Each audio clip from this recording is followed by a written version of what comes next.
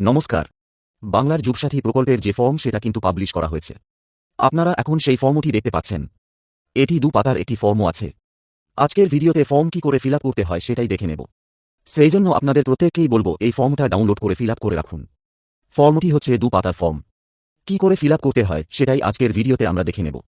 প্রথমেই লেখা আছে বাংলার যুবসাথী প্রকল্প অ্যাপ্লিকেশন ফর্ম। আর এখানে মেনশন করে দেয়া আছে ইংরেজি বড় হাতের অক্ষরে পূরণ করবেন। তার মানে বাংলায় কিন্তু এখানে ফিল আপ করলে হবে না।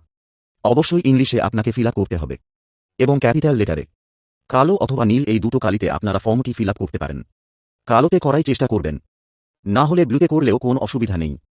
আমরা প্রতিটা জিনিস কিন্তু স্টেপ বাই স্টেপ বুঝব। প্রথমে বলা হয়েছে এখানে একটা colour passport size photo paste here and sign in. আর এখানে যে ফটোর কথা বলা হয়েছে না, এই ফটো কিন্তু কালার পাসপোর্ট সাইজতেও হবে। ব্যাকগ্রাউন্ড যদি সাদা হয় তাহলে কিন্তু বেটার হয়, বা লাইট কালার ব্যাকগ্রাউন্ড। আর ফটোটা এখানে পেস্ট করার পর আপনাকে এখানে একটা সই করতে হবে। ঠিক ফটোর উপর দিয়ে, মানে এখানে ফটো পেস্ট হলো তার উপর দিয়ে। ধরুন এখানে আপনার ফটোটা পেস্ট করা হলো, ঠিক এর উপর দিয়ে সিগনেচার করে দিতে হবে এতদূর অবধি। ঠিক আছে, এবার আমরা চলে এসেছি যে মেন ফর্মও আছে আবেদনপত্র, সেটা কি করে ফিল আপ করতে হবে এবার আমরা সেটা দেখে নেব। ফর্মের প্রথমেই আছে দুয়ারে সরকার রেজিস্ট্রেশন নাম্বার। এটা আপনারা কোথা থেকে পাবেন? এটা যেখানে ফর্মও দেওয়া হবে সেখানে আপনারা পেয়ে যাবেন। সেই রেজিস্ট্রেশন নাম্বারটা কিন্তু এখানে লিখতে হবে। অথবা এটাও হতে পারে যখন আপনাদেরকে ফর্মও দেওয়া হবে, মানে ক্যাম্প থেকেই যখন ফর্মও দেওয়া হবে তারা এখানে রেজিস্ট্রেশন নাম্বারটা লিখে দেবে। এটা আপনারা ক্যাম্পে পাবেন। তারপর বলা হয়েছে আধার নাম্বার।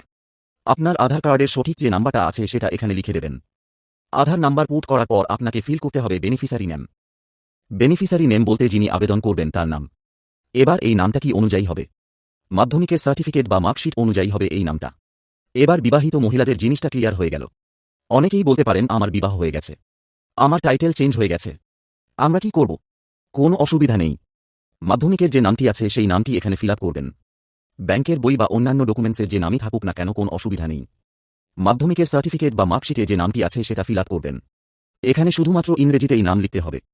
যদিও ফর্মেই কিন্তু মেনশন করে দেয়া আছে আপনাকে টোটাল নাম ইংরেজিতেই লিখতে হবে। তারপর চলে আসছে ফোন নাম্বার, যেটা আপনার ব্যাংক অ্যাকাউন্টের সাথে লিঙ্ক আছে। ওই নাম্বারটাই শুধুমাত্র দেওয়ার চেষ্টা করবেন। তারপর আছে ইমেইল আইডি, যদি থাকে এটা ম্যান্ডেটরি নয়, যদি থাকে লিখে দেবেন। যেরকম ইমেইল আইডি হয় সেটাই লিখে দেবেন। যদি এই ঘরগুলোর মধ্যে না ধরে তাহলে একটুখানি এটা বাইরে গেলেও অসুবিধা নেই। তারপর ফিল করতে হবে আপনার জেন্ডার মেল ফিমেল অথবা আদারস, কারণ আপনারা প্রত্যেকেই জানেন মহিলারাও অ্যাপ্লাই করতে পারবে। যারা লক্ষ্মী ভাণ্ডার পায় তারা পারবে না, কিন্তু যারা লক্ষ্মী ভাণ্ডার পাচ্ছে না বা অন্যান্য সুযোগ সুবিধা পাচ্ছে না তারা কিন্তু অ্যাপ্লাই করতে পারবে, আর পুরুষরা তো পারবেই। তারপর বলা হয়েছে ডেট অফ বার্থ। এটাও আপনাদের মাধ্যমিকের সার্টিফিকেট বা মাধ্যমিকের এডমিটে যেটা লেখা আছে সেটা এখানে লিখবেন, এটাও ইংরেজিতে লিখবেন। আপনার বয়স কত হচ্ছে সেটা এখানে কিন্তু ক্যালকুলেট করতে হবে। দেখুন এখানে বলা হয়েছে 1 এপ্রিল 2026 তারিখে বয়স কত হবে সেটা এখানে লিখতে। এবার বয়সটা কি করে ক্যালকুলেট করবেন সেই জন্য এজ ক্যালকুলেটর এর লিঙ্ক ডেসক্রিপশন এ দিয়ে দেব, ওখান থেকে বয়স বের করবেন। শুধু বছর লিখতে হবে, কারণ এখানে মেনশন করে দেয়াই আছে বছরে। সেক্ষেত্রে শুধু বয়সের বছর লিখলেই হবে। তারপর চলে আসছে পিতার নাম। এখানে আপনার বাবার যে নামটি আছে সেটা ইংরেজিতে লিখবেন।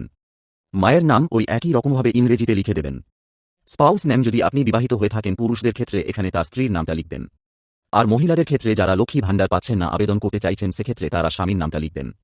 তারপর বলা হচ্ছে এখানে ক্যাটাগরি, কোন ক্যাটাগরির আপনি। এখানে আছে এসসি, এসটি, ওবিসি আর আছে জেনারেল। এই 4টা ক্যাটাগরি আছে। যিনি এসসি আছেন তিনি এসসি লিখবেন, এসটি থাকলে এসটি লিখবেন। আর অবশ্যই এসসি, এসটি, ওবিসি সিলেক্ট করলে আপনাকে কাস্ট সার্টিফিকেট নাম্বার অ্যাটাচ করতে হবে। জেনারেলদের ক্ষেত্রে কিন্তু কোন রকম কাস্ট সার্টিফিকেট নাম্বার অ্যাটাচ করতে হবে না।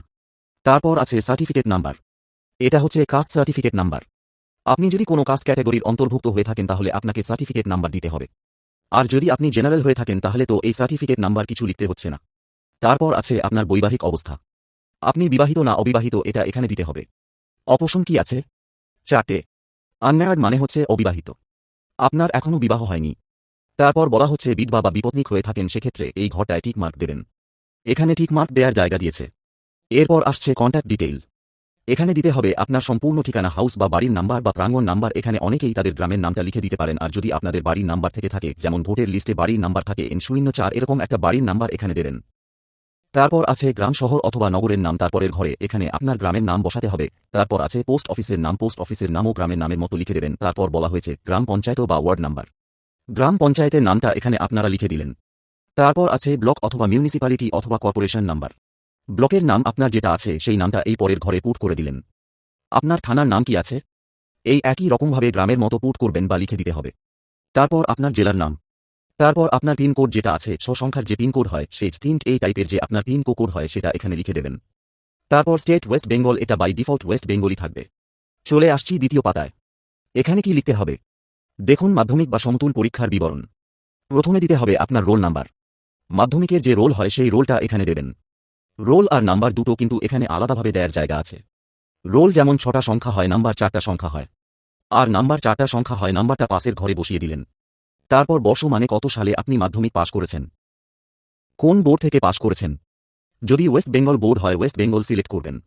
সিবিএসই হলে সিবিএসই, আইসিএসই হলে আইসিএসই যেটা হবে তার পাশে টিক মার্ক দিতে হবে। আর যদি অন্য কোনো বোর্ড হয়ে থাকে সেক্ষেত্রে আদার্স সিলেক্ট করে সেই বোর্ডের নামটা এখানে লিখে দেবেন। যদিও বসানোর জায়গা নেই, যদি দিয়ে দেন তো ভালো হয়। তারপর আছে এডুকেশনাল কোয়ালিফিকেশন হাইয়েস্ট, মানে আপনার শিক্ষাগত যোগ্যতার সর্বোচ্চ কত সেটা এখানে দিতে হবে। যদি গ্র্যাজুয়েশন হয় সেক্ষেত্রে এখানে গ্র্যাজুয়েশন লিখে দিতে পারেন। বর্তমান পেশা, বর্তমানে আপনি কি করেন সেটাই লিখতে হবে। তারপর বলা হচ্ছে ব্যাংক অ্যাকাউন্ট নাম্বার এখানে লিখতে হবে। আধার কার্ডের সঙ্গে যে অ্যাকাউন্ট নাম্বারটা লিঙ্ক আছে সেটাই পুট করবেন। প্রথমে আছে ব্যাংকের নাম এখানে লিখে দেবেন। তারপর আছে ব্যাংক ব্রাঞ্চ নেম, আপনার কোন শাখায় অ্যাকাউন্ট আছে এখানে লিখে দিলেন। ব্যাংক অ্যাকাউন্ট নাম্বার, সঠিক ব্যাংক অ্যাকাউন্ট নাম্বারটা ভালোভাবে পরিচ্ছন্নভাবে লিখবেন। এখানে কিন্তু কোনোরকম কাটাকুটি বা হোয়াইটনার দেবেন না। এরপর বলা হচ্ছে আইএফএসসি কোড, যে ব্যাংকে অ্যাকাউন্ট আছে সেই ব্যাংকের আইএফএসসি কোড পাস বই দেখে ফিল আপ করবেন। এরপর জিজ্ঞাসা করা হচ্ছে আপনি অন্য কোন সরকারি সাহায্য পান কিনা, রাজ্য সরকার প্রদত্ত শিক্ষাগত সুবিধা বা বৃত্তি ছাড়া। এখানে শিক্ষাগত সুবিধা আর বৃত্তির কথা বলা হয়েছে, কিন্তু আর এটা অবশ্যই না করতে হবে, কারণ আপনি যদি ইয়েস করেন তাহলে কিন্তু আপনি যুবসাথীর টাকা পাবেন না। এরপর আপনাকে কি কি ডকুমেন্টস ফর্মের সাথে জমা দিতে হবে সেটা দেখে নিন। সপ্রত্যজিত প্রতিলিপি মানে জেরক্স কপি জমা দিতে হবে এবং জেরক্সের নিচে সেলফ অটেস্টেড করতে হবে। অনুগ্রহ করে উপরের বক্সে টিক দিন। এবার টিকটা কোথায় দেবেন, এই পাশের বক্সে যেগুলো আপনি জমা দেবেন সেগুলো এখানে টিক মার্ক দিতে হবে। প্রথমে বলা হয়েছে মাধ্যমিক বা সমতুল পরীক্ষার এডমিট কার্ড, পাস সার্টিফিকেট নয়, শুধু এডমিট কার্ড দিলেই হবে। যদি ওটা দিয়ে থাকেন এটাই টিক মার্ক দেবেন। তারপর বলা হচ্ছে মাধ্যমিক বা সমতুল পরীক্ষার মার্কশিট, যেটা ইচ্ছে অথবা দুটোই দিতে পারেন। যদি দিয়ে থাকেন এখানে টিক মার্ক দেবেন। তারপর চলে আসছে কপি অফ আধার কার্ড। আধার কার্ডের যে কপি আছে সেটা জেরক্স কপি এখানে দেবেন। তারপর আছে ভোটার কার্ডের কপি, এখানে ভোটার কার্ড দিতে হবে, এটা মাস্ট দিতেই হবে। তবে ভোটার কার্ড যদি না হয় থাকে হাতে, যদি না পেয়ে থাকেন হয়তো আবেদন করেছিলেন তাহলে অনলাইনে ডাউনলোড করে নিতে পারবেন। তারপর ব্যাংকের পাস বইয়ের প্রথম পাতা, যদি ব্যাংকের পাস বই না থাকে তাহলে ক্যান্সেল চেক যদি থাকে সেটার একটা জেরক্স কপি এখানে আপনাকে দিতে হবে এবং তারপর টিক মার্ক করতে হবে। আর হচ্ছে কাস্ট সার্টিফিকেট, যদি আপনি এসসি এসটি বা ওবিসি হয়ে থাকেন আপনার যে কাস্ট সার্টিফিকেট আছে সেটা এখানে দিতে হবে। এরপর নিচে একটা স্বঘোষণাপত্র আছে, এখানে বলা হচ্ছে আমি পশ্চিমবঙ্গের স্থায়ী বাসিন্দা এবং এখানে আপনি স্বীকার করছেন যে একজন বেকার, আমি পশ্চিমবঙ্গ সরকারের কোন সামাজিক নিরাপত্তা প্রকল্প বা ভাতার আওতায় পড়ছি না। শিক্ষাগত বৃত্তি ছাড়া শিক্ষাগত মানে স্কলারশিপ এলে এপ্লাই করতে পারবেন। আর এর মধ্যে যদি আমি কোন রকম কর্মসংস্থান পাই তাহলে আমি অবশ্যই কর্তৃপক্ষকে জানাবো। মানে ভাতা পেতে পেতে আপনি ধরুন কোন চাকরি পেয়ে গেলেন সেক্ষেত্রে অবশ্যই জানাবেন এবং সেক্ষেত্রে আপনার ভাতাটা তখন ক্লোজ হয়ে যাবে এবং আপনি যেমন চাকরির বেতন পান সেরকম বেতন পাওয়া শুরু হয়ে যাবে। এখানে যদি আপনি কোনো মিথ্যা তথ্য দিয়ে দেন তাহলে কিন্তু আপনার আইন অনুযায়ী ব্যবস্থা নেওয়া হবে।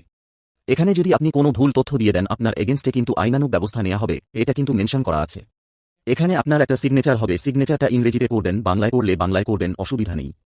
এখানে একটা ডেট দেবেন, মানে ফর্ম জমা যেদিন দেবেন সেই দিনের ডেটটা এখানে বসিয়ে দেবেন। এরপর একদম নিচে এখানের এই অংশটাই আপনাকে ফেরত দিয়ে দেয়া হবে। এখানেও এই একই জিনিস, দুয়ারে সরকারের রেজিস্ট্রেশন নাম্বারটা লিখতে হবে অথবা লেখা হয়ে থাকবে হয়তো, তারপরের এখানে ইংরেজিতে লেখা আছে আই দিয়ে আপনার নামটা হবে সন ডটার ওয়াইফ অফ, তারপর আপনার গার্জেনের নাম যিনি আছেন তার নাম হবে। আপনি বাংলার যুবসাথী ফর্ম জমা করলেন, অ্যাপ্লিকেশন অন কত তারিখে জমা করলেন, আপনার ফোন নাম্বার এখানে দিতে হবে এবং আপনার আধার নাম্বারটা এখানে দিতে হবে। তো এই ছিল ফর্ম ফিল আপের কমপ্লিট ভিডিও।